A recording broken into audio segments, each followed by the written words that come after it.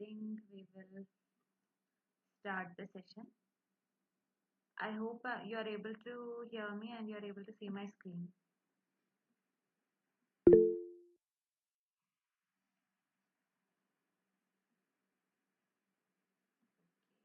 Thank you.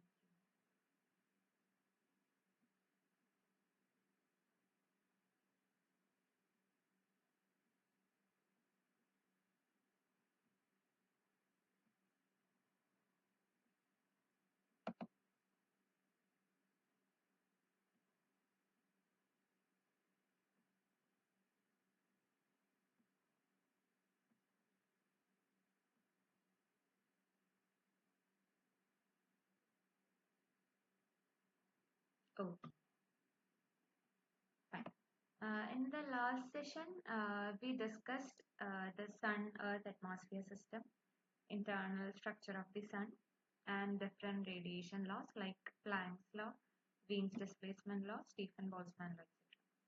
And I think we also like had a revision of the basic concepts such as escape velocity, gravitational force, and all those things. So today we will be covering basics of the properties of Earth's atmosphere. What is the composition? What is the vertical structure in terms of temperature? How the pressure is varying vertically along the atmosphere? And yeah, mostly these things will be covered in today's session. So we will begin. So Earth's atmosphere, as we know, is a thin gaseous envelope surrounding the Earth.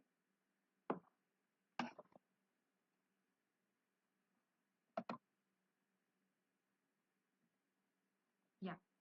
So Earth's atmosphere is basically a thin gaseous envelope surrounding the Earth.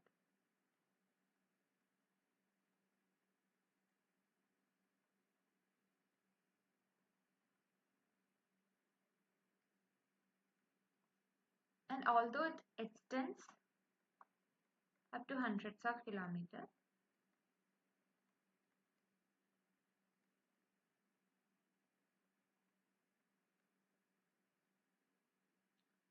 almost 99% of the atmosphere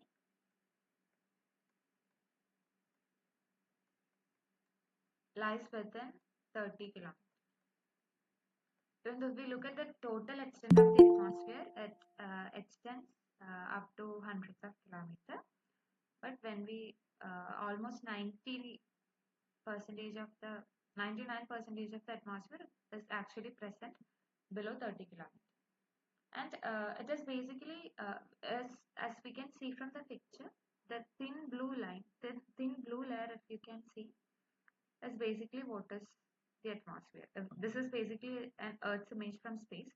So very thin, like very slight blue layer, if you are able to see in the figure, that is basically the atmosphere. So you can imagine how thin is our atmosphere compared to the total size of our planet Earth.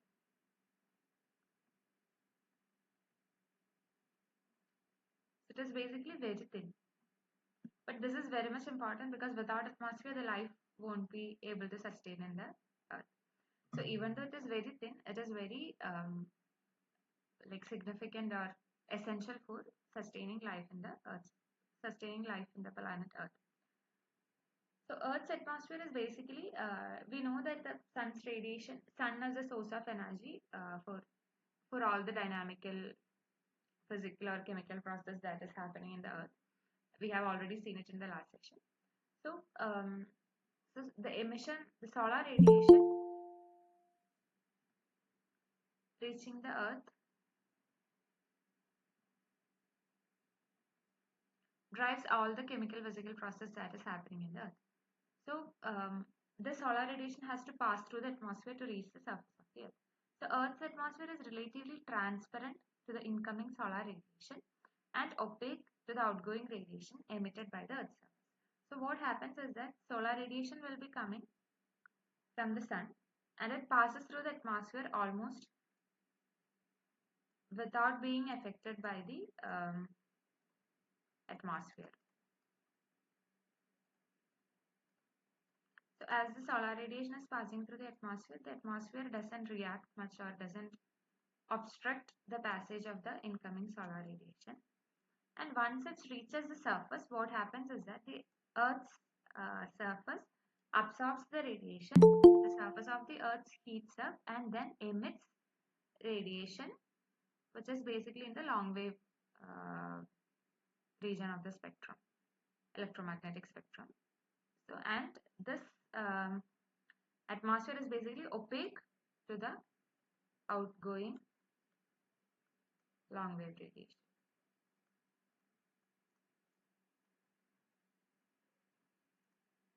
So, if you remember the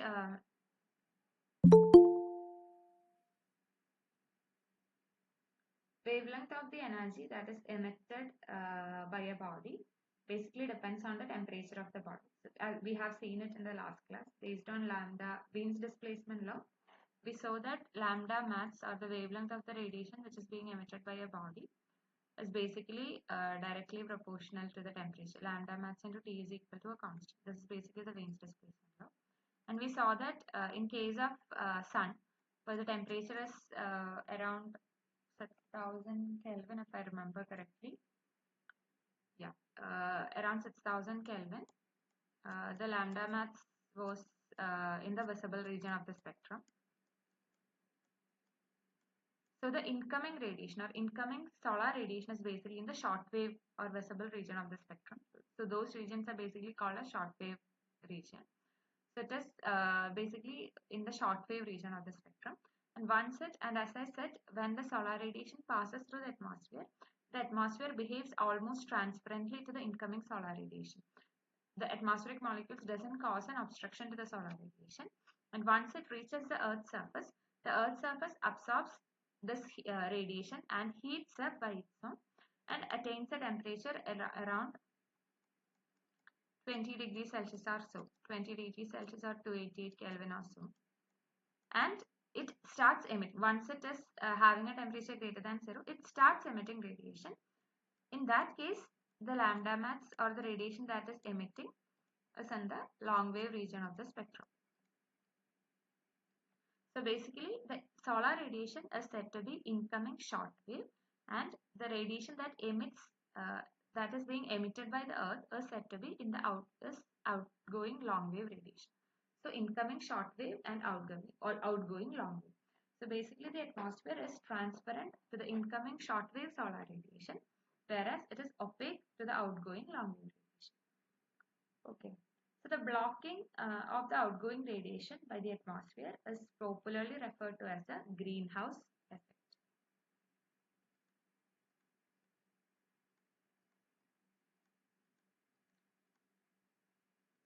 So the outgoing long wave radiation, instead of reaching or instead of escaping to the space, what happens is that these radiation is being absorbed by the atmosphere, and the atmosphere eventually heats up, warming the planet Earth, which is basically known as a greenhouse effect. This greenhouse effect keeps the surface of the Earth warmer than it would be in the absence of atmosphere. So basically, greenhouse effect is what makes the Earth warmer. But what happens is when the emission of greenhouse gases is actually increasing, as we are seeing now. When the emission of greenhouse gas is increasing, the Earth is being warmer more than it is supposed to, or more than it is required to be. So greenhouse gases are required for us to keep the Earth warmer. But once it crosses the required amount of gases, it basically is overheating the planet Earth. That's why we are talking about global warming and all. So much of the absorption and re-emission of outgoing long wave radiation occur due to the presence of air molecules in the atmosphere. Okay, so I hope it is clear. So you just have to understand that the atmosphere is basically transparent to the incoming solar radiation that is coming from the sun, which is in the shortwave region of the spectrum. And once the solar radiation almost transparently passes through the atmosphere, reaches the surface of the Earth heats up and then starts emitting radiation, which is basically in the long wave radiation of the spectrum.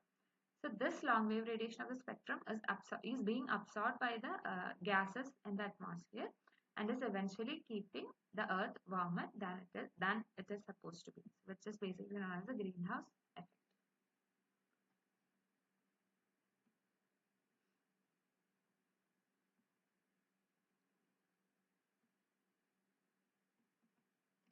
I hope it is clear.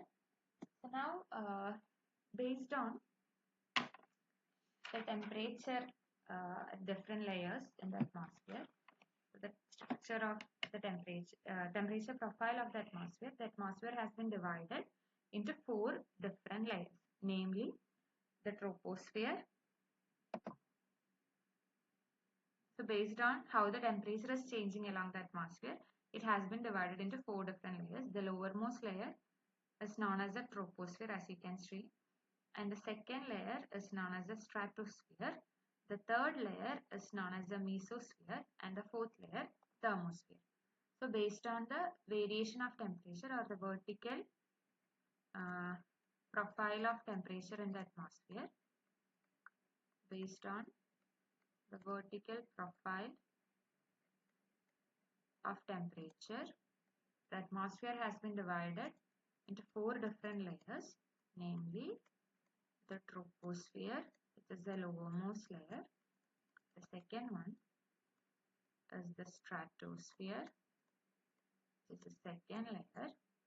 The third one is the mesosphere, and the fourth one is the thermosphere.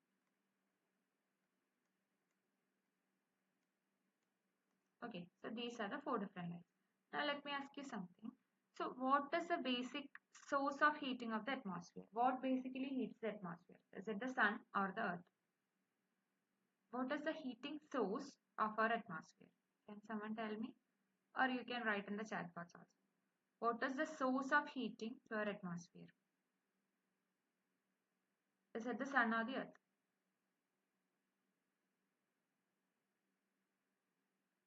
What basically heats up the atmosphere?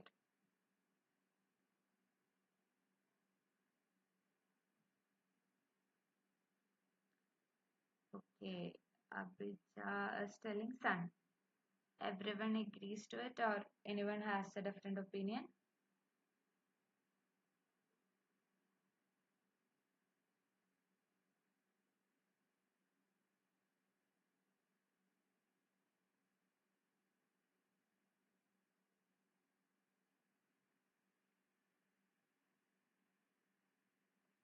So everyone agrees to it?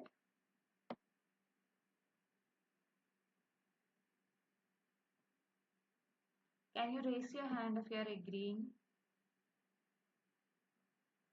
Let me see how many of you agree to the question. So Abhija is telling sun is the source of heating, or sun, the solar radiation is basically what is heating up the atmosphere. Can, like, people who are agreeing, can you raise your hands?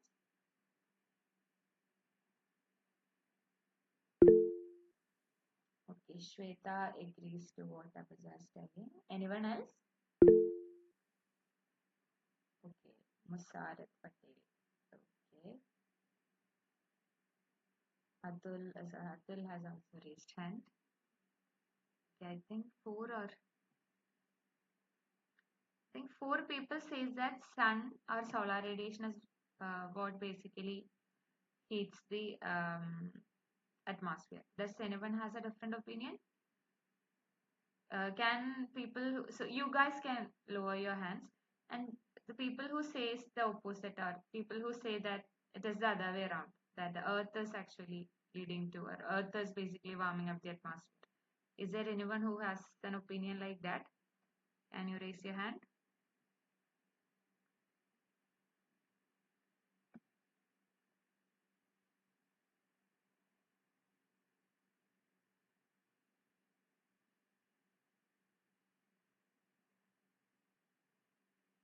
Okay. It's either solar radiation is actually warming the atmosphere or no opinion.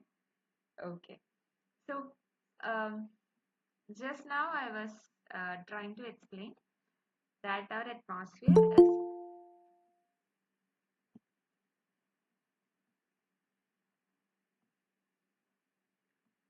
So just now I was trying to explain that our atmosphere is transparent to the incoming solar radiation. Transparent in the sense when the solar radiation is passing through the atmosphere, the air molecules or the gas molecules which are present in the atmosphere doesn't interact with the incoming radiation, which means it doesn't absorb the incoming solar radiation. So as it passes through the atmosphere, it passes through without much loss of its energy. And I said, and again I said that once it reaches the surface of the earth absorbs the solar radiation, warms up and emits radiation in the long wave region of the spectrum, or it basically emits outgoing long wave radiation. And again I said the outgoing long wave radiation is opaque. Um, the atmosphere is basically opaque to the outgoing long wave radiation. Opaque in the sense the gas molecules present in the atmosphere doesn't allow the outgoing long wave radiation to pass through it, which means the atmospheric molecules, the gas molecules present in the atmosphere is basically absorbing the outgoing long wave radiation.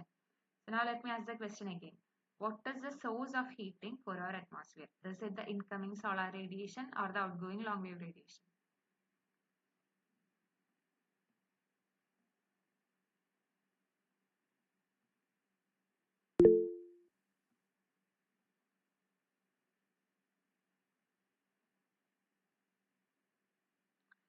Okay, actually after the sunset, the temperature is non-zero. So Earth also plays role. So Earth's terrestrial radiation also plays the major role. Okay, it's not only after sunset, even during the sun is up or even during daytime also, the atmosphere behaves transparent to the incoming solar radiation. It doesn't absorb incoming solar radiation. It allows it to pass through without much obstruction. And it basically absorbs the outgoing long wave radiation. So that is basically known as the greenhouse effect. So basically outgoing long wave radiation is warming the atmosphere. So when we ask what is the um, source of heating to the atmosphere, basically lower layers of the atmosphere, it is basically the outgoing long wave radiation or is basically the sun. So this is a mistake like many of us, even I had this misconception that actually sun is heating the atmosphere. It is actually the other way around. So the earth is actually heating, or earth is basically the source of heat, or it is what is heating our atmosphere. I hope it is clear. So, so as we can again see, as I said, so we will start from the first layer, which is a tropopause. Someone wants to join the meeting.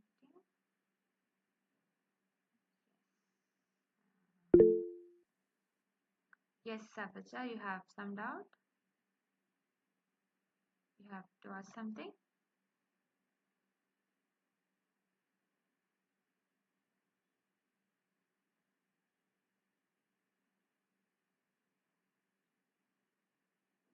Yeah, the real source is sun.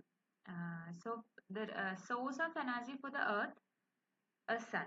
So what actually heats up the earth is basically sun.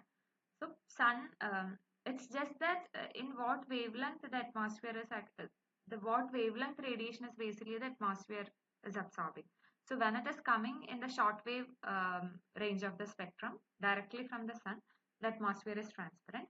But when once it is being absorbed by the earth and then the emission is taking place in the long wave radiation of the spectrum, long wave region of the spectrum, then it is becoming opaque. Then only the gas molecule starts to interact. So if you ask me real source is sun, it is right, but it is not directly absorbing the solar radiation, but it is like eventually the solar radiation is getting absorbed by the earth, then it is re-emitting it in the outgoing, like in the long wave radiation of the spectrum. So then it is getting absorbed. So real source is sun, but it is not directly, the solar radiation is not getting absorbed by the atmosphere. That is the whole idea. I think I'm clear. Okay, thanks. Yeah. So the lower layer is basically the troposphere, as you can see here. This layer, which extends from the ground to around 10 kilometer or 11 kilometer, is known as a troposphere. Okay. So the surface is having a temperature around 18 degrees Celsius, as we can see. So the x-axis is basically the temperature and y-axis is the height, altitude from the Earth's surface. So when you look at the surface, it is having a temperature of around 18 or 20 degrees Celsius. And as we go away from the surface, as I said, since the Earth is actually heating up the atmosphere, or Earth is the source of warming to the atmosphere, as we move away from the source, the temperature is actually decreasing. So that's why as we are moving away from the surface, or as the height is increasing in the atmosphere, the temperature is found to be decreasing. So at the surface, we have a temperature of around 18 degrees Celsius. And as we go up and reaches at a height of around 10 or 11 kilometers, we have a temperature of around minus 60 degrees Celsius. So as we go up in the atmosphere, the temperature is actually decreasing. So that is what is happening in the troposphere, which is the first or lowermost layer in the atmosphere. So in the troposphere, temperature decreases as the height is increasing, or temperature decreases with respect to height at an average lapse rate of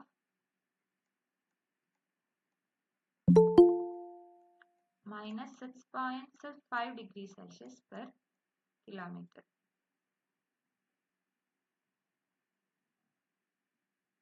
Just a second, someone wants to join. Yeah.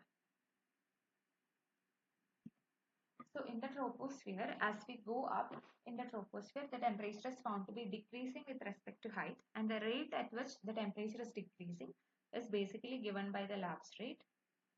The value of lapse rate dt by dz is minus 6.5 degrees Celsius per kilometer. So this basically shows as we go up at what rate the temperature is decreasing.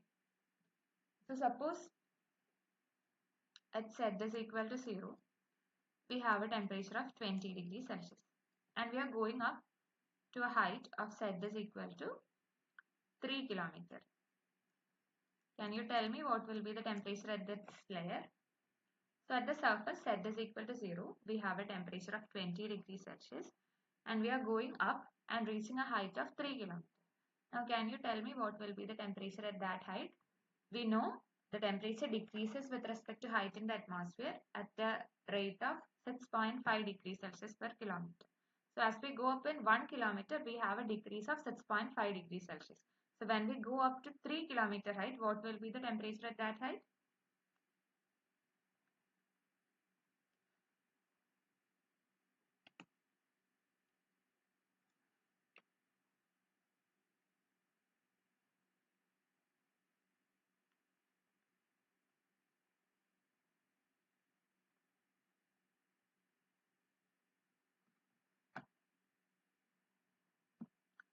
Yeah, can someone tell me, or you can type also.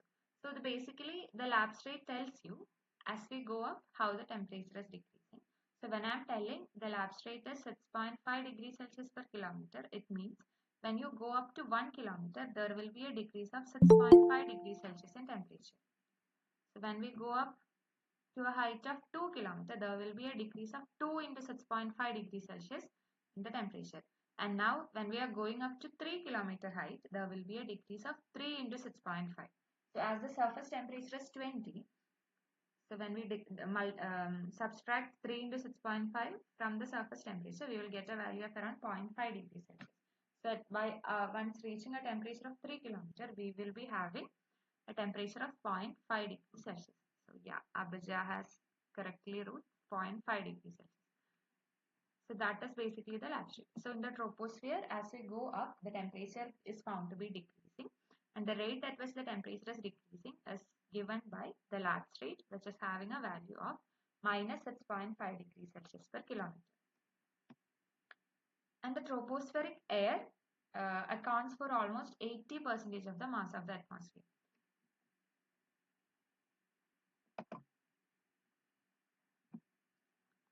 So what all things we told? Troposphere is the lowest layer. Extends from surface up to a height of approximately 11 kilometer, and then temperature decreases with height in this layer at a rate of minus 6.5 degrees Celsius per kilometer. This is known as the lapse rate, which is dT by dz. Then almost 80% of the mass of the atmosphere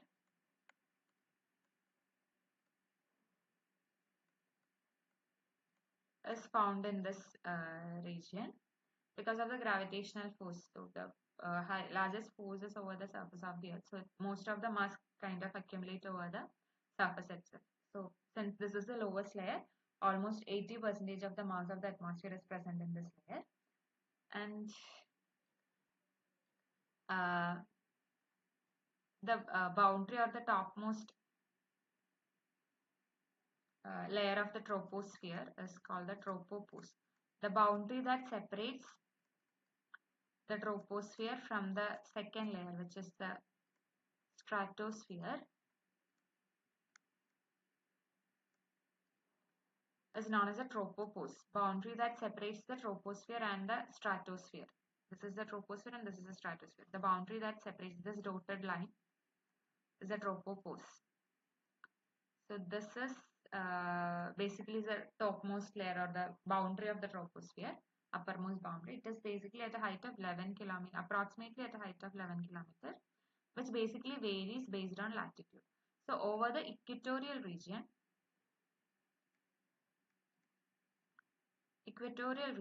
it is basically warmer compared to other latitudes. So since it is warmer, the troposphere will be a kind of more extended. Warmer air will expand more kind of. It will occupy more space.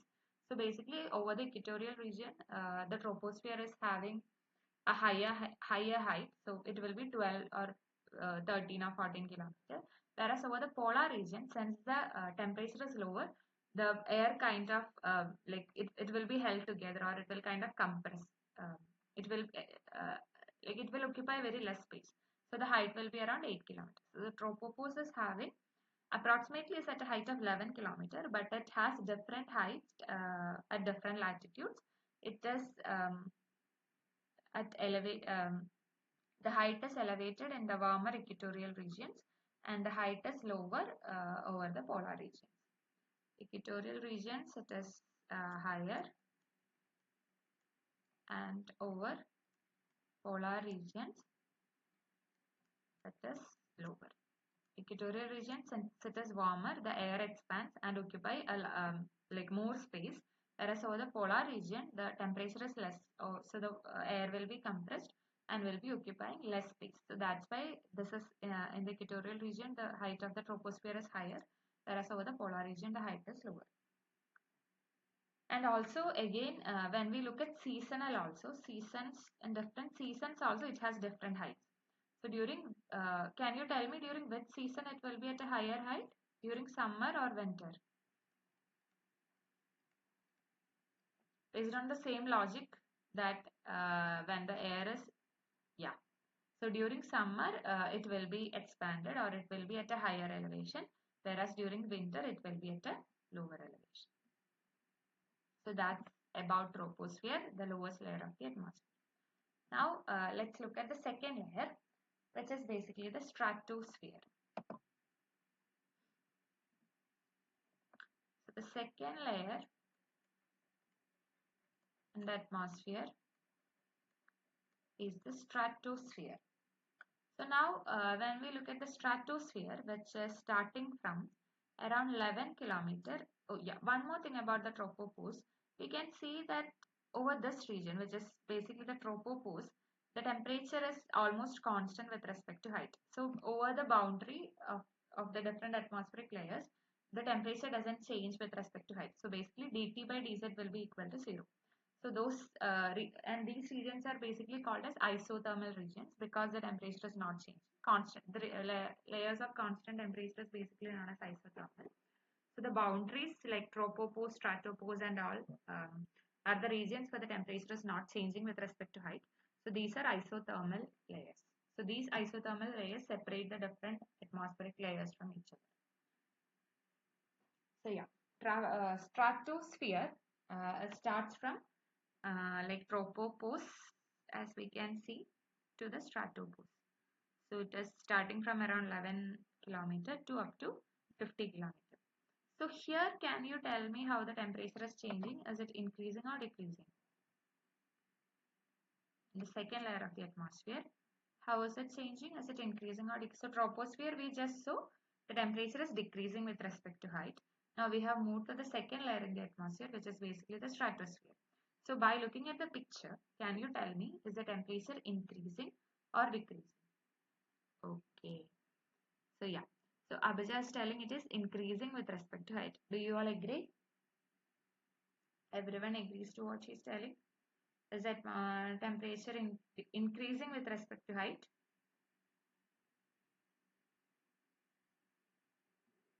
By looking at the picture, what do you feel? You can raise your hands if you agree. Yes.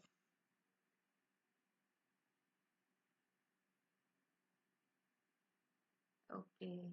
So yeah. So you guys are right. In the stratosphere, the temperature is actually increasing with respect to height, different from the troposphere. So why is it so? So I was continuously telling that the earth is the source of warming, the atmosphere is absorbing the outgoing long radiation, etc., etc. So this is also, it is supposed to decrease as we are moving away from the earth, right? But in the second layer, we are actually seeing an increase in temperature with respect to height. Can someone tell me why is it so? What could be the reason? Do you have any idea, like have heard something or you're familiar with? The temperature is increasing with respect to height. Why this could happen or why is it so? Have any idea? Yes, you are right. Because of the presence of ozone, this like we are able to see this. So basically the peculiarity of stratosphere is that it is ozone rich. The stratosphere is basically ozone rich. So what happens is that the ozone is actually not transparent to the incoming solar radiation. So the ozone present in the stratosphere absorbs the solar radiation that is coming from the atmosphere. Even though most of the atmospheric gases are most of the transparent to the incoming solar radiation, the ozone which is present in the stratosphere actually absorbs the incoming solar radiation. So the absorption of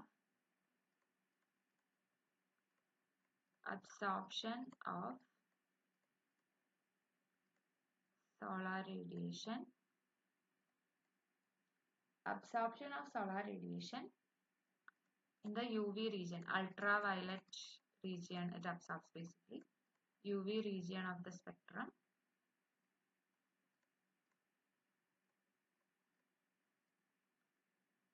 uh, like leads to this increase with respect to height. So when we look at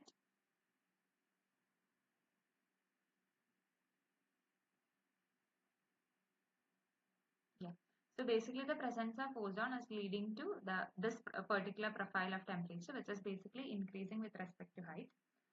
So heating due to the absorption of UV radiation is responsible for this particular profile. Heating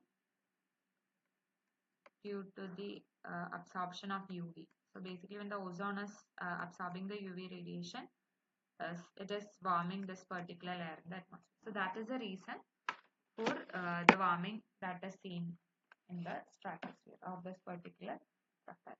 So another interesting factor is that when you look at here in the figure itself, you can see the ozone maximum is actually at a height of 20 to 30 kilometer or around 25 kilometer, whereas the temperature is maximum at 50 kilometer. So if ozone is basically absorbing the solar radiation, then the temperature should have been higher at this layer, right?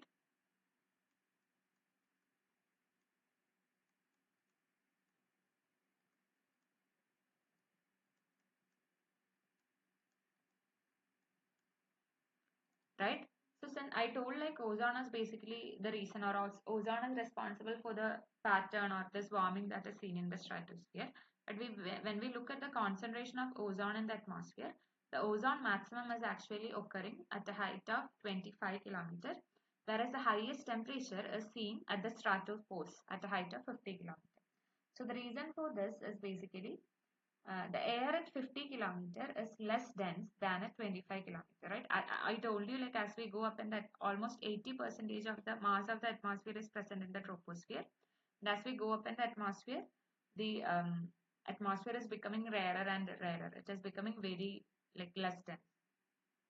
So what happens is that since the air density of the air is less at the higher regions, or at 50 kilometer height than at 25 kilometer, the absorption of intense solar energy at 50 kilometer raises the temperature of fewer molecule to a much higher degree. So since the very less molecules are present at this height, at 50 kilometer height, it is easy to heat up, or it is easy to heat up that particular layer of the atmosphere, because the molecules are very less. So that's why, even though very um, less ozone molecules are present over this layer, that is enough for heating up that particular layer. And since most of the solar radiation is being, so basically solar radiation is the source now. So we should look like, so as we are going down, it is basically becoming more far away from the sun. So since more solar radiation is being received at this particular height, as we go down, the amount of solar radiation is reducing. The ozone molecules that is present at this particular height absorbs most of the incoming solar radiation, and much solar radiation doesn't reach the lower heights. As we are going towards the Earth's surface, the distance is increasing, and the solar radiation won't be reaching to the inside layers or deeper layers, which are closer to the surface. Lower layers it won't be reached. So that's why 50 kilometer is more warmer than 25 kilometer, where the solar ozone maximum is actually there. So that is the second layer. Now again, we have the third layer, which is the mesosphere. So in the mesosphere, again, the temperature is reducing with respect to height. The temperature is actually decreasing with respect to height. So again, in case of mesosphere, is also the source of heating is basically the Earth. So when the distance is increasing, it is leading to lower temperatures in the mesosphere. So the third layer is the mesosphere,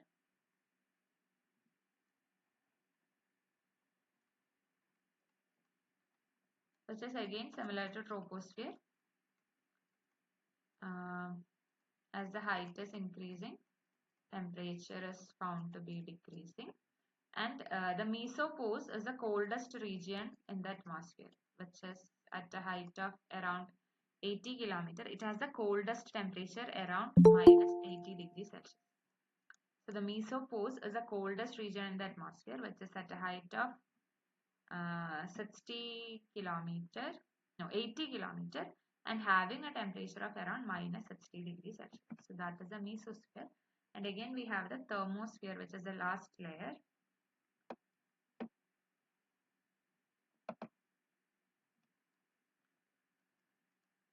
The fourth layer is the thermosphere.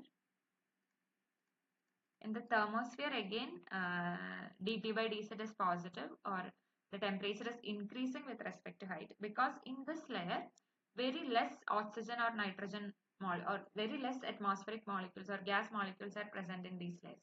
So what happens is that these layers absorb the incoming solar radiation and then dissociates into atoms. The molecules basically dissociate um, into atoms, and the atoms basically ionize. So very fewer molecules are present over this layer. It is a topmost layer. So what happens is that the molecules and atoms present in this particular layer absorbs the incoming solar radiation, and then like produces atoms and ions.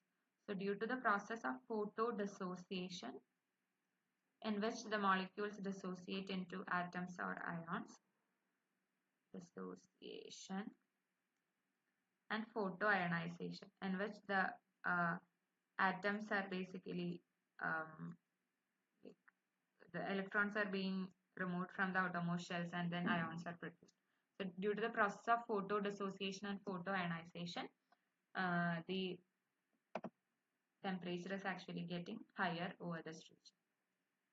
So again, as we go up, it is becoming more rarer and rarer. So that's why as the height is increasing, the temperature is found to be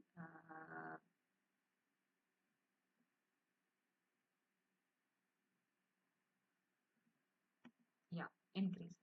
So that is the topmost layer, which is the thermosphere.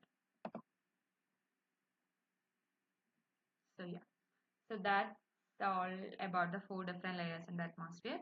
The troposphere, where the temperature is decreasing with respect to height at a large rate of 6.5 degrees Celsius per kilometer.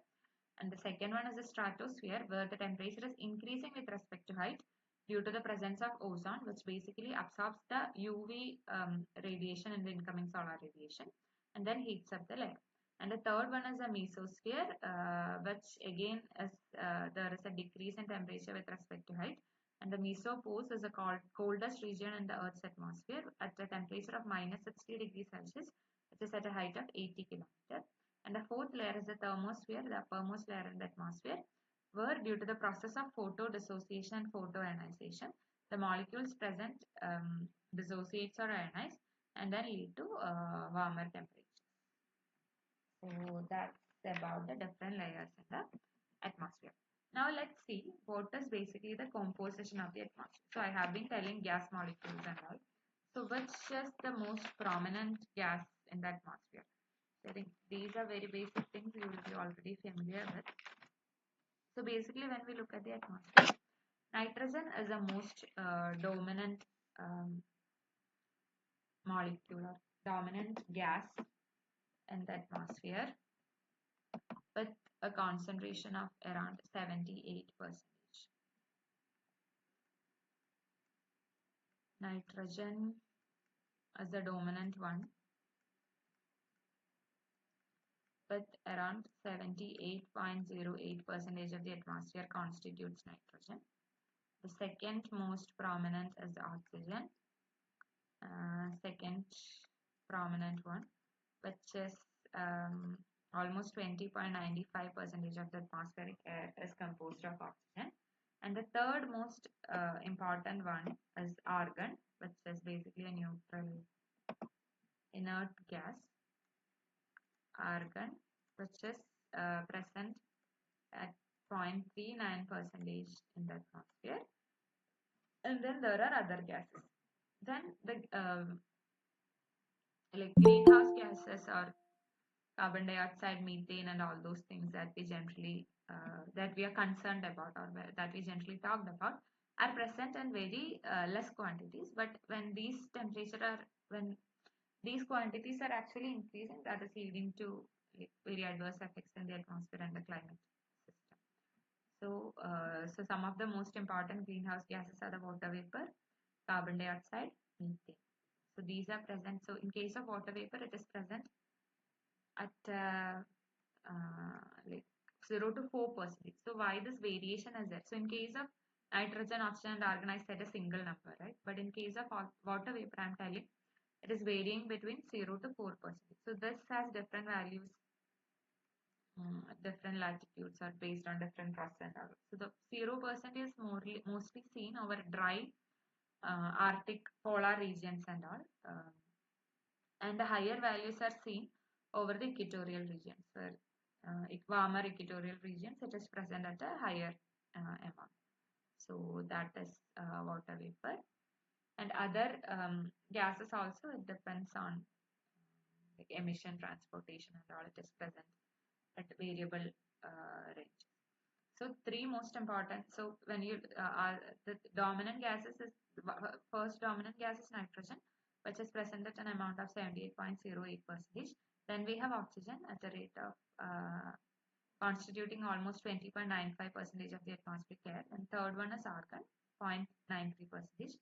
Then we have water vapor, which varies between 0 to 4%. So that is the main composition of the atmospheric air. Now let's calculate the molecular mass of dry air. So I told you dry air in the sense which doesn't contain water vapor. So if we take a parcel, air parcel, if it doesn't have water vapor, It is basically known as dry air without water vapor. That is dry air. So dry air without water vapor, what are the major constituents that it has? It will be having 78.08 percentage nitrogen, then 20 point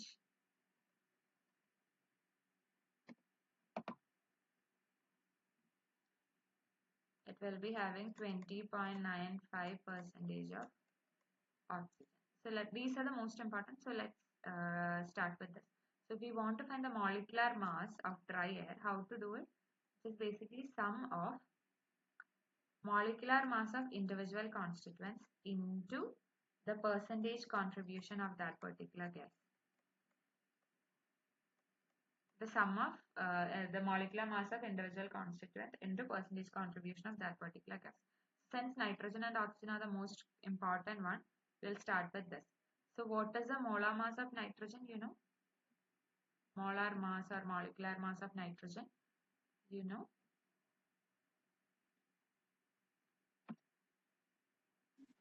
28. yeah. Atul, you were saying how much it is?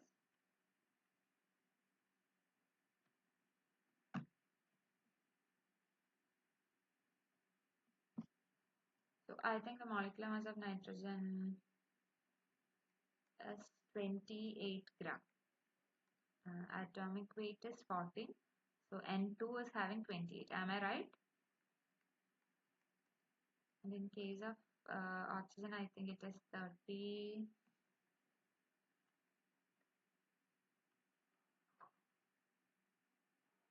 32 gram. Am I right? Is this right? Yeah. So J is 28 and 32, right? So molecular mass of nitrogen is 28 and molecular mass of oxygen is 32. So now if we want to calculate the total molecular mass, it is sum of molecular mass of 28, nitrogen 28 into the percentage contribution. It is 78.08 plus then oxygen, which is 32 into percentage contribution, again 20.95. This is in percentage, so by 100 by 100. Can you tell me what will be the molar mass of dry air? Calculate and then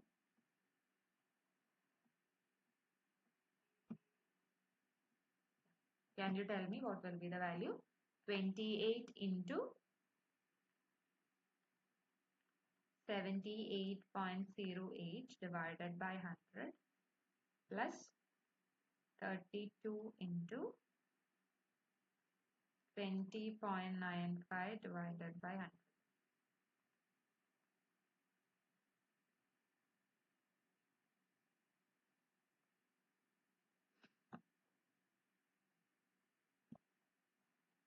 Can someone tell me how much it will be?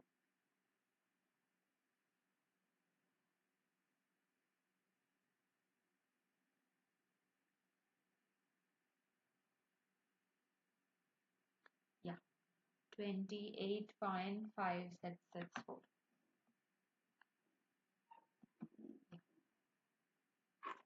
So it will be around 28.56 grams. So this is not the accurate one since we have considered only the major constituents. So there will be slight variation if we add other constituents also, like argon we have to add, which is at the 0.93 percentage. So if we add that, slight variations will come. But approximately it will be 28.56 grams. So this is the molecular mass of dry air. Now what is the molecular mass of water vapor? Can you tell me?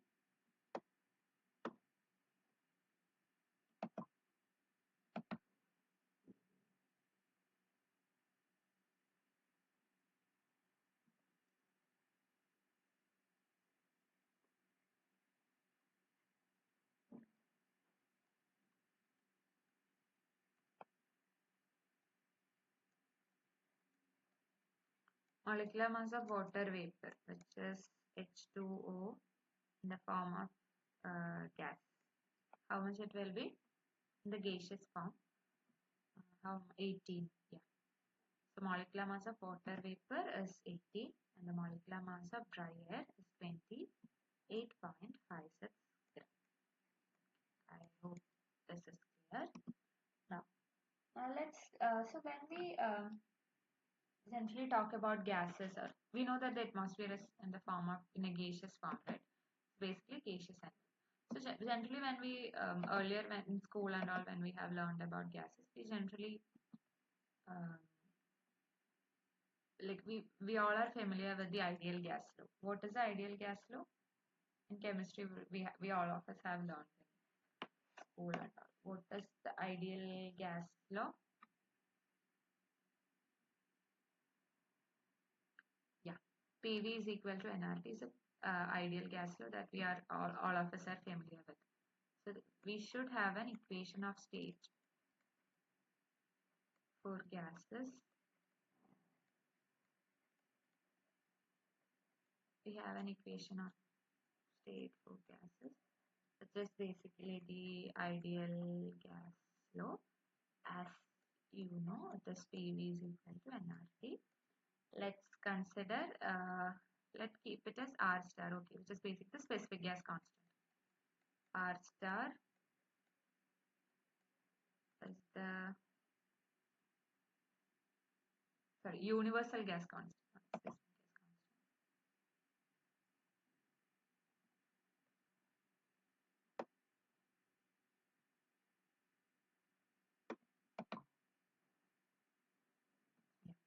R star is basically the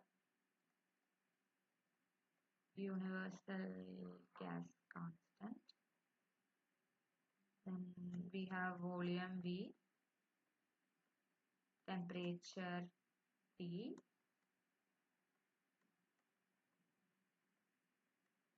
pressure P, and then N, which is basically the number of moles of the gas present, right? So now if we are, let's for like just to simplify, let's consider no, it is fine. Let N be the number of moles. So now when we like talk about ideal gas law in atmospheric science, there is a slight variation to it. Okay. So PV is equal to N R star into T. So we generally talk in terms of gram or mass of the atmosphere. So in N or number of moles can be written as mass in gram by the molar mass. This is how N is written, right? Now when we substitute, PV can be written as small m, it is the mass in gram, this much mass of air or this much mass of, this is the mass of the air parcel that we are considering. So m by capital N into R star T it will be. Now when we rearrange it will be m is equal to mass that is given by volume occupied by the gas into R star divided by molar mass into T. So mass by volume is basically density. So this can be written as P is equal to rho R T. This is the equation of state of the gas when we are talking in that we generally use in case of atmospheric science, where R is R star by M. So R star is the universal gas constant which is having a value of 8.314 joule per Kelvin per mole. And m is a molar mass that we are considering, which will be generally in gram. So if we are considering dry air, we just found out the mass is 28.56 gram per mole. So now can you tell me what will be the value of R, which is R star by MD? If we are considering dry air, it is 8.314 joule per Kelvin per mole divided by 28.56 gram per mole, and go. What will be the value of R?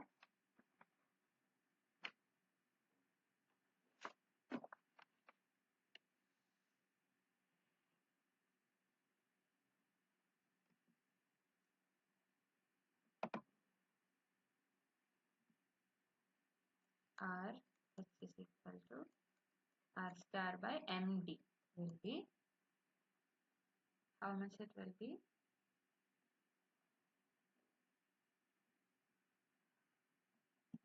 So when we are in atmospheric science, instead of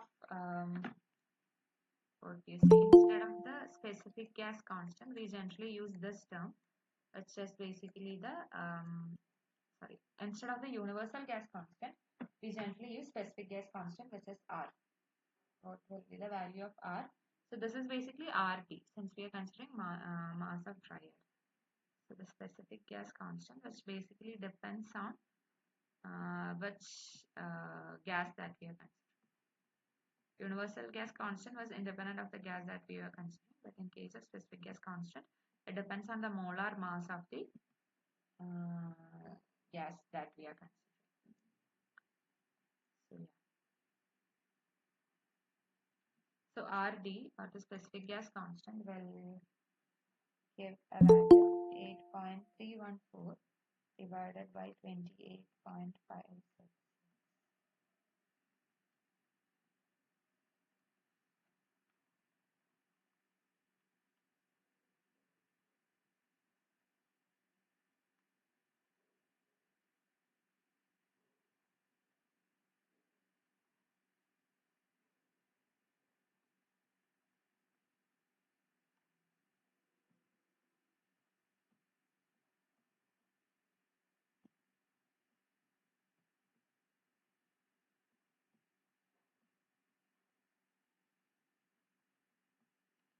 Yeah.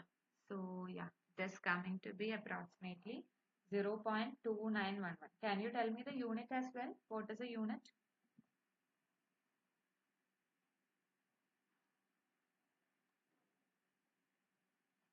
Unit is important.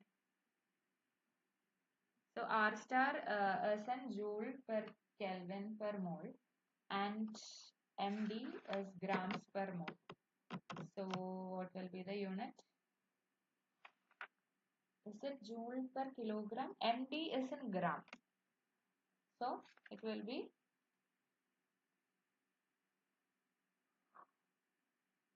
yeah, joule per gram Kelvin it will be. Yes, joule per gram Kelvin. So SI unit is basically in kilogram. So once we change it to kilogram, it will be 291.1 joule per kilogram. Okay, so this is RT. So more precisely, it will be around 287. So since we have made some assumptions, like we didn't consider argon, we only considered nitrogen and oxygen. That's why some errors will be there in the value of MD. So more accurately, the value will be RT is equal to 287 joule per kilogram Kelvin. So this is what we use when we use this ideal gas equation in atmospheric science. Instead of the universal gas constant, we generally go for the specific gas constant, which is dependent on the gas that we are considering. So now now we calculated RD, or specific gas constant, in case of dry air. So when we are considering moisture, RM, it will be R star by mass of vapor, or mass of water vapor basically. So it will be 8.314 by 18. What will be the value? Can you tell me? Again, along with unit.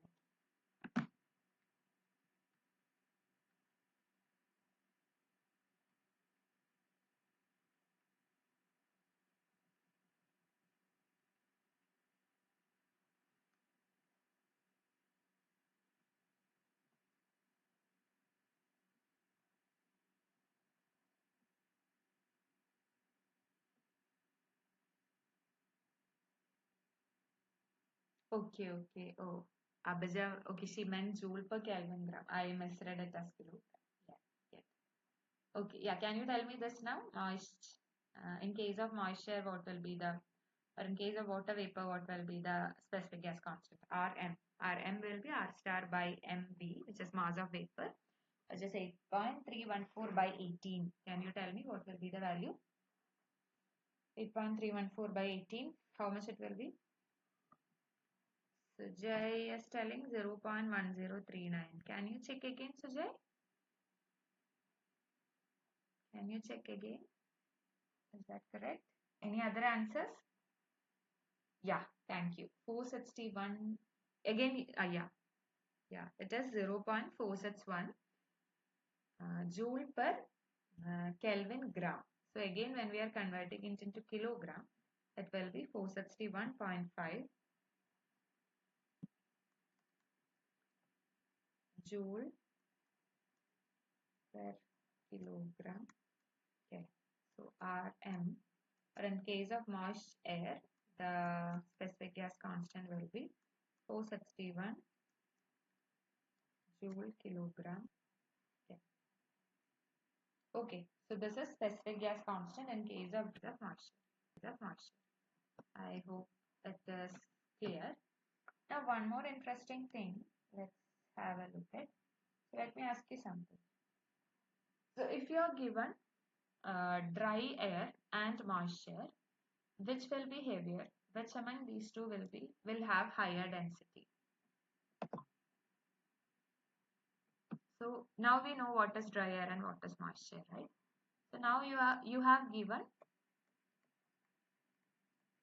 same volume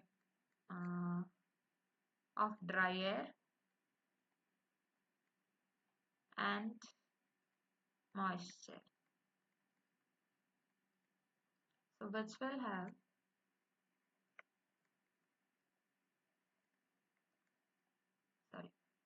higher density. So just can you just guess without doing any calculation, just what do you feel like? Which one will be heavier, dry or moisture?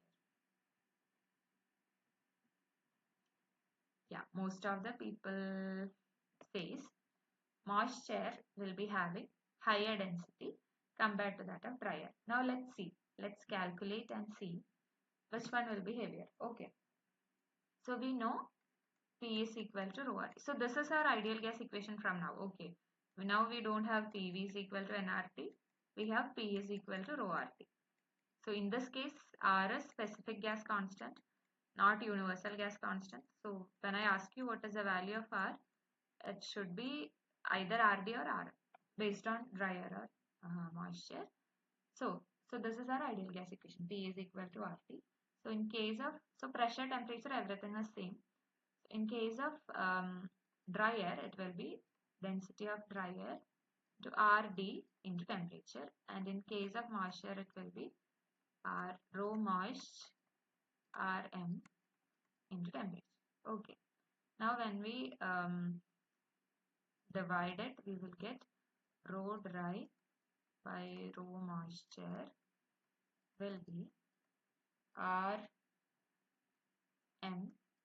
by Rd or R dry air. What is the value of Rm? We just calculated it to be 461.5 and the value of Rd is 287. What will be? What it will be? 461.5 divided by 287. It will be 1.6. Okay, which means rho dry will be 1.6 times density of moisture. Which is, again I am asking the same question. Which is denser, dry air or moisture? Yeah. So density of dry air will be 1.6 times the density of moisture. So which is heavier or which is having a higher density? Yeah. So it's not moisture. So I also initially we have the tendency to say that moisture is higher denser because we are adding water vapor to it. We are adding something extra to the dry air. So we feel it will be very heavy.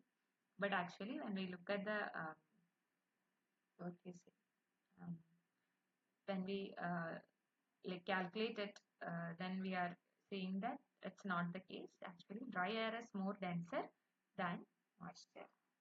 Okay. So, yeah. So that is about the composition of the atmosphere, the constituents present in the atmosphere.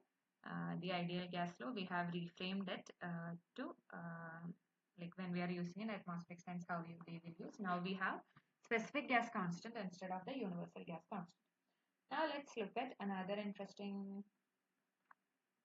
factor in the atmosphere, which is the atmospheric pressure. So we all know the pressure is basically the force exerted per unit area, right? We are all familiar with the equation that pressure is basically force per unit area. So now what is atmospheric pressure? So when we talk about atmosphere, so this is Earth, maybe this is the lowest layer of atmosphere here, let me say the lowest layer of atmosphere. So what is the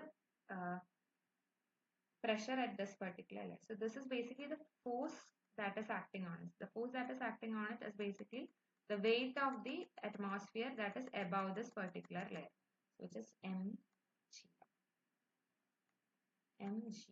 by. So atmospheric pressure at any particular height is basically the force exerted per unit area by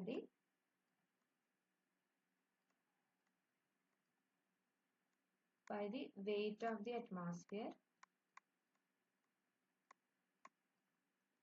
lying above that surface.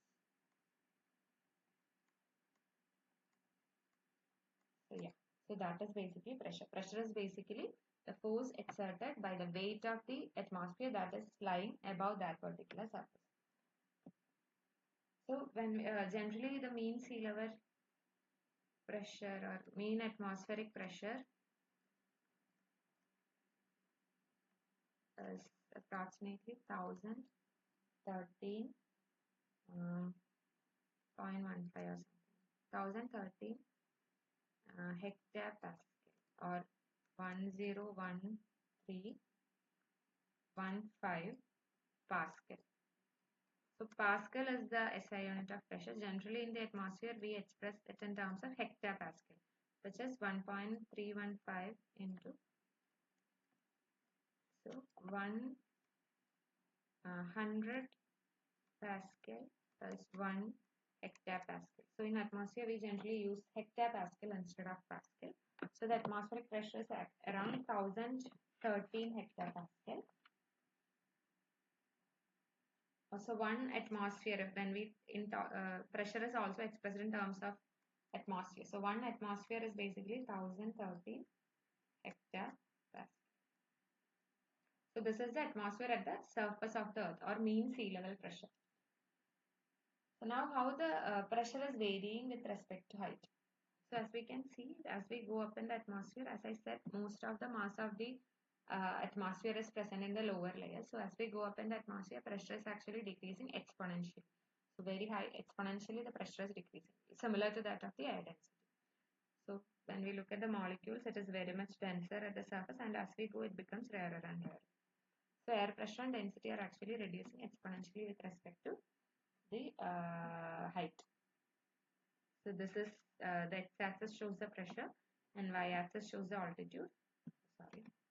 So at the surface it is around 1000 hectopascal, and as we go up, so now when we reach at a height of around, at the troposphere itself it is reducing from 1000 to 100 hectopascal. Now when we reach the stratopause, it is almost 10 MB or 1 MB kind of, so it is very less. So that's how the pressure is decreasing as we go up in the atmosphere. Now let's find out an equation which is basically known as the hydrostatic equation.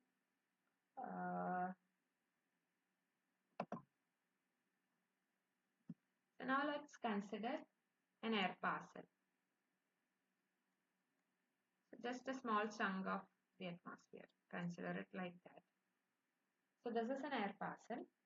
So let this be the surface of the earth, which is at a height of z is equal to 0.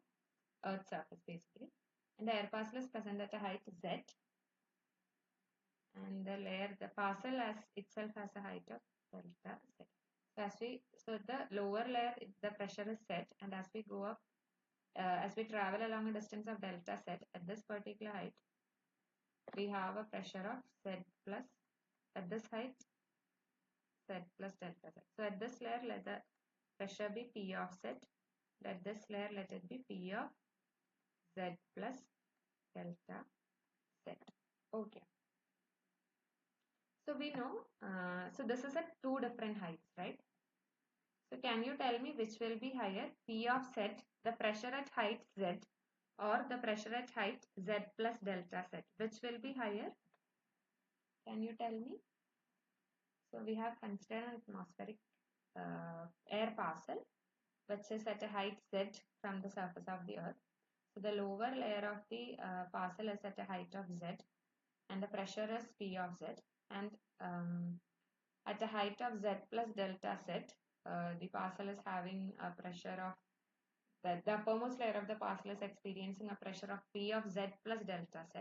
Now can you tell me which will be higher? P of Z will be higher or P of Z plus delta Z will be higher?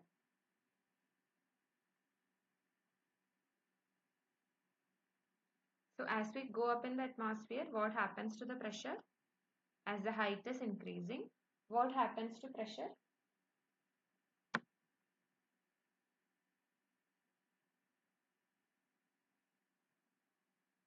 Yeah, pressure decreases. So so Z is basically at a lower height and Z plus delta Z is a higher height. So which will be higher? Yeah, P of Z will be higher compared to that of P of Z plus delta Z because this is at a lower height. So P of Z will be greater than P of Z plus delta Z, right? So now there is a gradient between the lower and upper layers of the air parcel. So there will be a gradient which is acting in this direction, so lower to higher direction. And in response to the gradient, there will be a force acting on it in the opposite direction, which will be FPGF. So this force, which has introduced or which has come due to the pressure gradient that is existing between the different layers in the air parcel. The lower and upper layers of the air parcel is basically known as the pressure gradient force, which is having a direction like this, upward direction.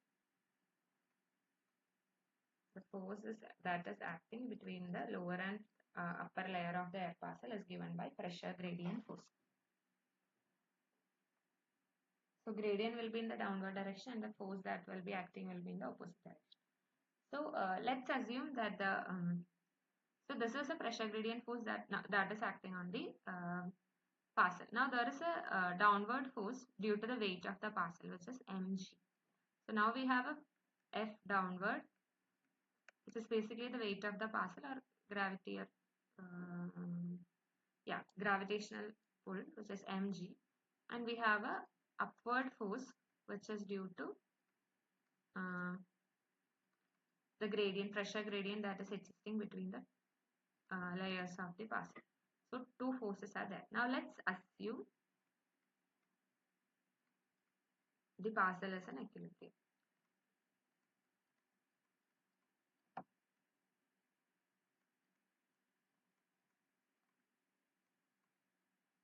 Now if the parcel is an equilibrium, these two forces will be equal. So mg will be equal to the pressure gradient force, or mg will be equal to the pressure gradient force is basically, so pressure difference is given by P of Z minus P of Z plus delta Z. This is higher, right? And force is basically pressure by area. So force will be P of Z minus P of Z plus delta Z by dA. Let dA be the area of the parcel. So it will be P of Z minus P of Z plus delta Z by dA. So now we are assuming the forces are in equilibrium. Now mass is basically density into volume. It will be rho v. Now again volume is basically area into height, right? So dA into delta Z is volume. So mass will be density into dA into delta Z. So it will be rho dA delta Z into G. is equal to P of Z minus P of Z plus delta Z divided by dA. Now dA and dA will cancel out. So rho delta Z G is equal to P of Z minus P of Z plus delta Z. Right? Now let's just rearrange this a bit. So minus rho G. So just multiply minus on both sides. So minus rho G will be P of Z plus delta Z minus P of Z by delta Z. So what is this? This is basically dP by dZ, right? This can be written as dP by dZ.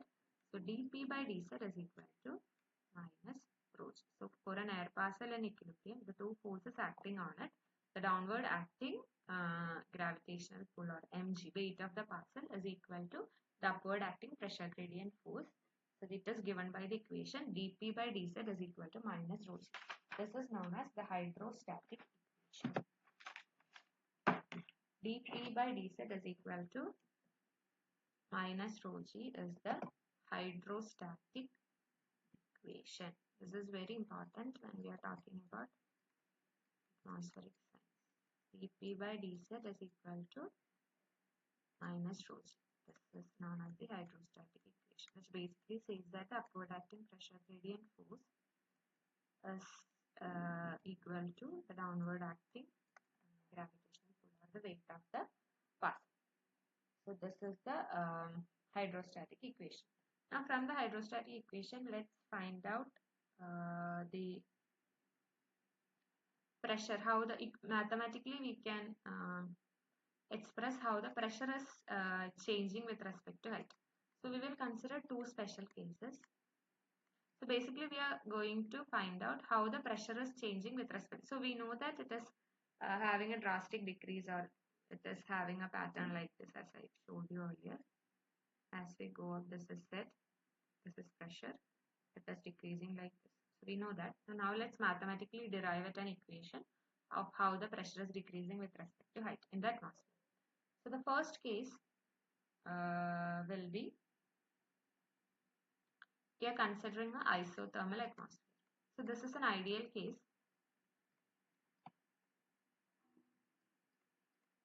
Isothermal atmosphere is, in the sense, temperature is a constant.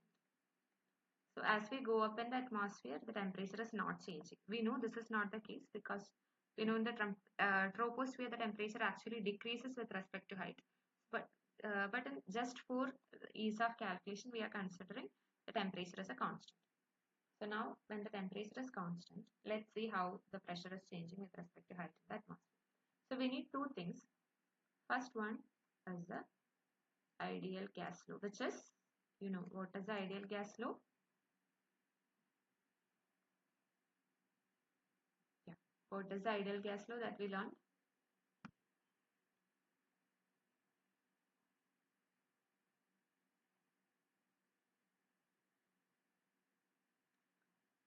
Ideal gas law.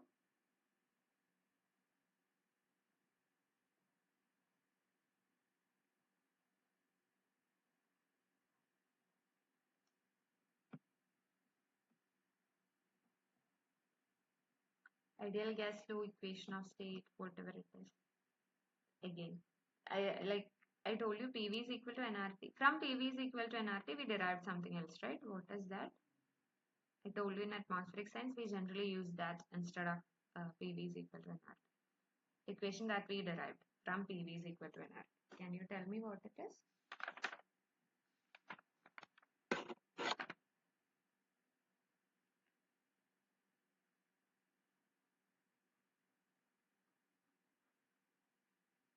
Yeah, PV is equal to density RT, or P is equal to rho RT. So this is the ideal gas law, or the equation of state that we learned. Now what is the hydrostatic equation that we just now we derived? What is the hydrostatic equation? So we will be using ideal gas flow, which is P is equal to rho RT. Second one is the hydrostatic equation.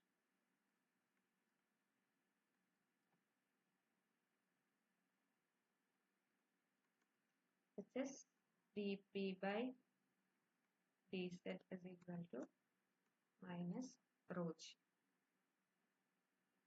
right? So we will be using these two equations. So now let's see. So dP by dz is equal to minus rho g.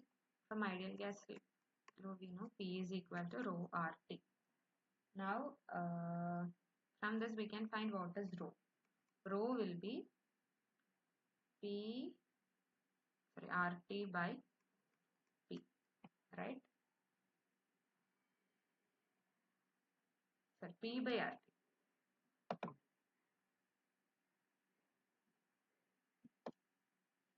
So P is equal to rho RT.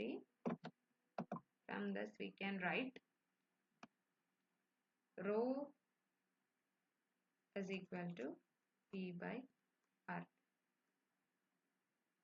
Now if we substitute over here, dP by dz will become minus Pg by RT, right?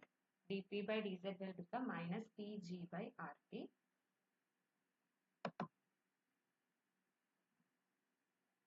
Or again if we rearrange, it will be dP by P is equal to minus G dz by RT. So we got dP by,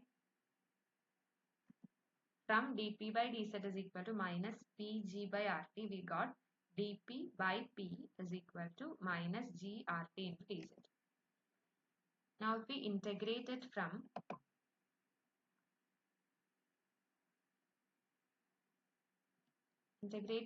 the surface z is equal to 0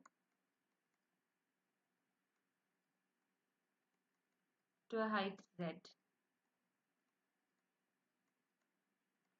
the integral of dP by P will become log. So at the surface the pressure will be P0 and the height z pressure will be P. So it will be log P by P0, log P by P0 is equal to minus G Z by R. Or we can write P by P0 is equal to exponential minus Gz by RT, or P is equal to P0 e raised to minus Gz by RT. This is the first equation which gives how the pressure is changing with respect to height, where P0 is the surface pressure. Okay, now this term G by RT can be written as capital H. This is known as the scale height of the atmosphere. So this is a constant, so we can calculate it, not like based on temperature. If we are assuming the temperature of the Earth's surface is around 20 degrees Celsius, what will be the value of G? Can you calculate? Sorry, value of H? Can you calculate and tell me?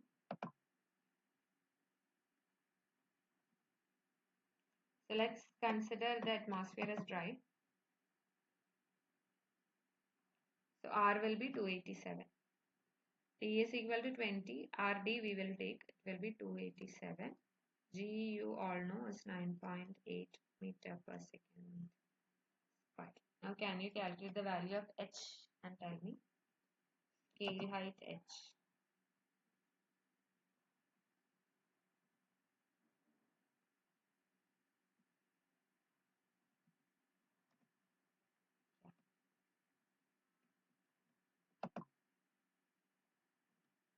So we got P is equal to P0 e raised to minus Gz by RT.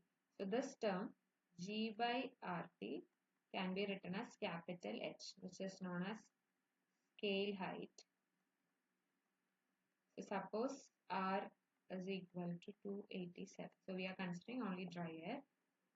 T is equal to 20 degrees Celsius, which is the surface temperature of Earth, globally averaged. G is equal to 9.8 meter per second square. Can you tell me what will be the value of H?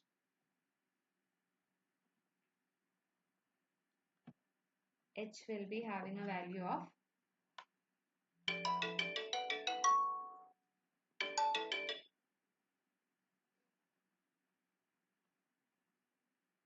Can you check again, Sujay? 0.0017.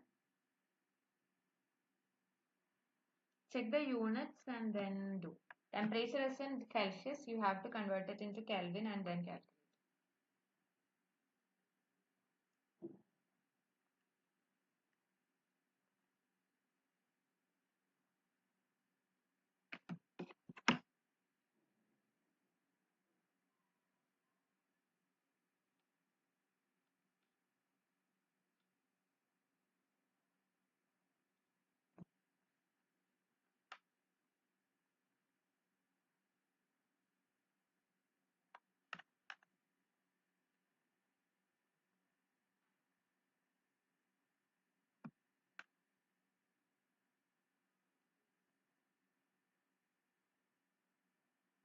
Okay.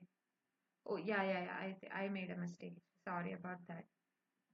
So H is basically not R, it's RT by G, not G by RT. That's why. So this will reduce to P is equal to P0 e raised to minus Z by H. So H is basically RT by G, not G by RT. Sorry, my mistake. Sorry, Sujay. I'm sorry. It will be 287 into 293 by 9.8. Yeah.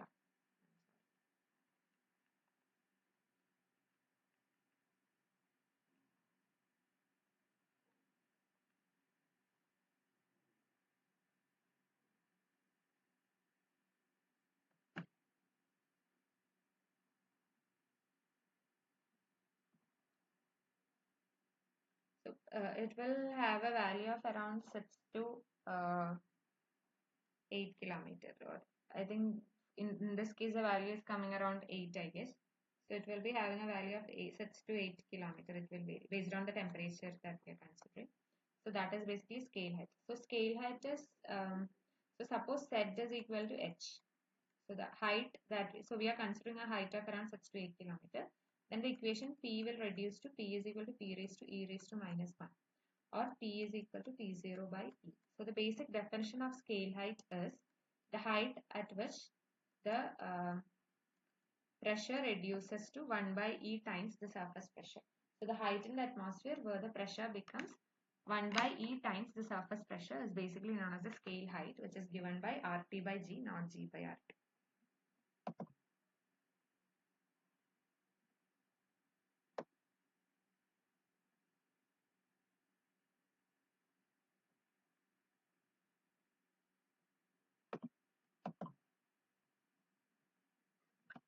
Yeah, so that is scale height. So in case of an isothermal atmosphere, the pressure uh, reduces or the pressure decreases at based on this equation, which is P is equal to P0 e raised to minus Z by H, where H is the scale height given by RT by G.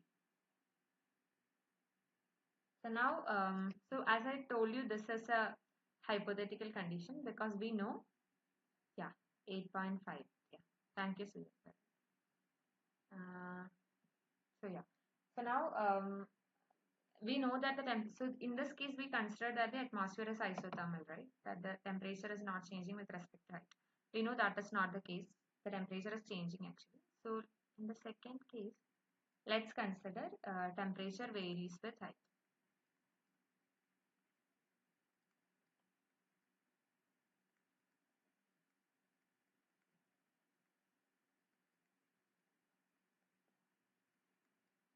So T is given by T0 minus gamma Z. So this is the equation for temperature. T is given as T0 minus gamma Z, where gamma is the lapse rate dT by dZ that we saw in the troposphere is having a value of 6.5 degrees Celsius per kilometer. That is the lapse rate gamma. So T is equal to T0 minus gamma Z.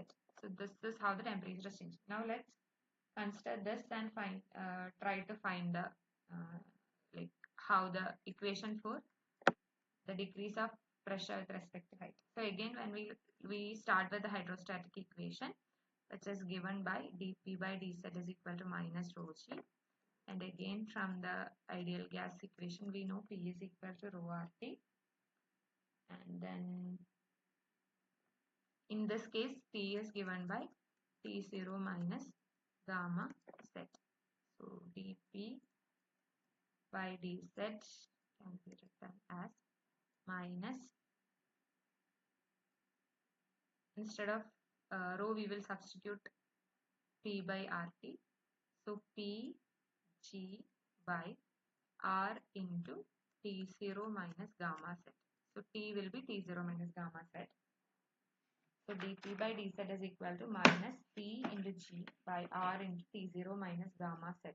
Now again, after rearranging, dP by P is equal to minus dz by R into T0 minus gamma z. Now again, if we integrate from P0 to P, dP by P will be, and height 0 to z minus dz by R into T0 minus gamma z. So this will be log of P by P0 is equal to,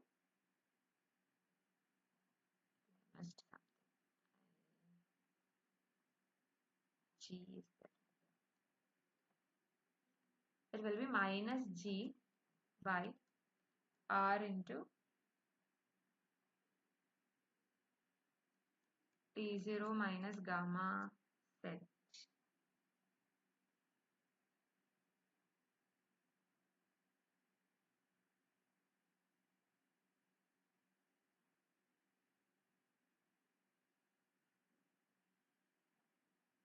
Okay, when we integrate this, G by gamma R is a constant. So minus G by gamma R into, just give me,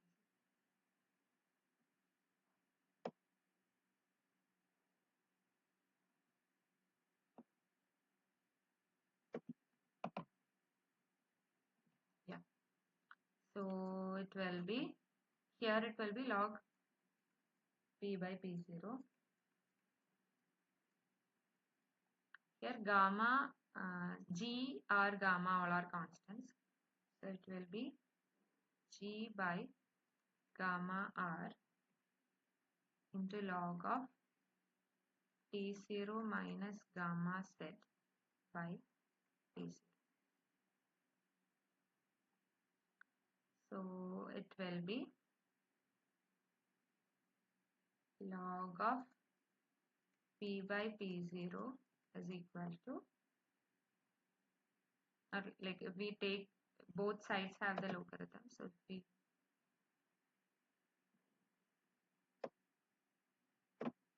the terms can be equated with each other once we remove the logarithm. So it will be P by P0 into T0 minus gamma z by T0, the whole raised to G by gamma R.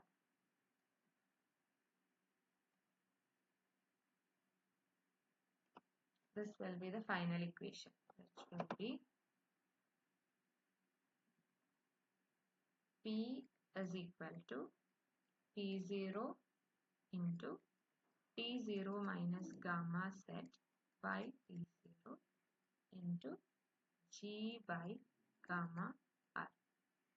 So this is the equation for the change of pressure with respect to height when we are considering the temperature is changing. When we are considering the temperature is having a large rate of gamma, and this is how the temperature is changing in the atmosphere. This is the equation. And now when we consider the atmosphere is isothermal, that the temperature is constant in the atmosphere, in that case we are getting an equation like this, that P is equal to P0 e raised to minus Z by H, where H is given by RT by G, where H is the scale height of the atmosphere. So these equations can be applied to the density also, because density is also having a similar pattern like that of the pressure.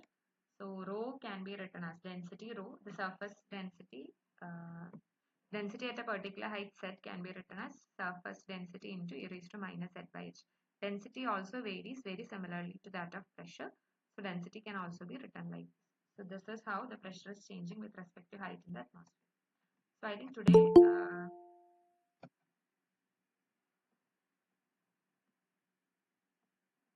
okay, yeah. So today we covered how the temperature is changing in the atmosphere with respect to height.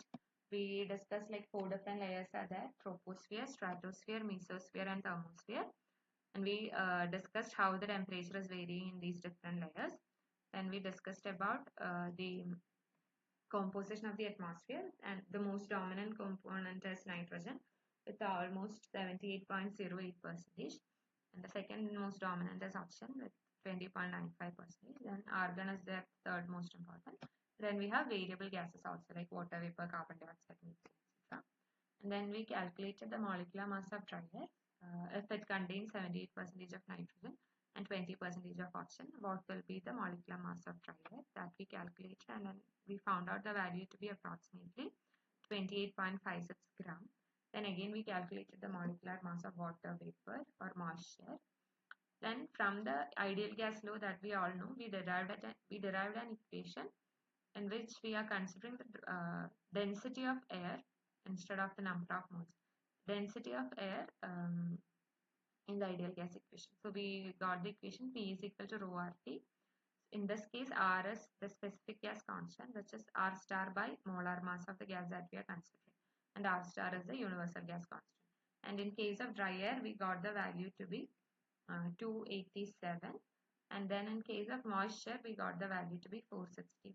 Then we learned that dry air is actually having a higher density compared to that of moist air. Then we found out what is basically pressure in the atmosphere. So atmospheric pressure is basically the force exerted per unit area by the weight of the atmosphere lying above that particular surface. And the atmospheric pressure, when we tell 1 atmosphere, it is basically 1013 hectopascal. 100 pascal is 1 hectopascal. Generally, we express pressure in the atmosphere in terms of hectopascal. And as we can see, both of them, both density and pressure, are having a similar declining pattern as we go up in the atmosphere. Then we derive the hydrostatic equation, which is very important when we talk about in atmospheric science. And when we consider an air parcel, which is it will be in equilibrium with the downward acting gravitational force and the upward acting pressure gradient force. That is dP by dz is equal to minus rho g. Then from the hydrostatic equation, we derived how the mathematical expression for the variation of pressure with respect to height in the atmosphere. So the first, in the first case, we considered an isothermal atmosphere in which the temperature was considered to be a constant. And in the second case, we considered that the temperature actually varies with respect to height at a rate of T is equal to T0 minus gamma set, where gamma is the lapse rate in the atmosphere. Then we derived it a different equation. So yeah, so and then yeah, that's it. I think that's it from my side. If you guys have any doubt, you can ask. If you want something to be explained again, you can ask.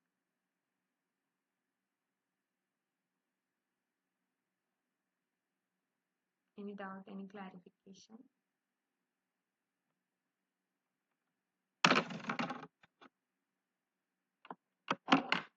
Anything you would like to ask me? Okay, I think if there is nothing, we can end today's class. We are a bit early, but I think it's fine. We have covered different aspects of the atmosphere. If there is nothing, I think we'll end today's class. Thank you for joining. Have a nice day.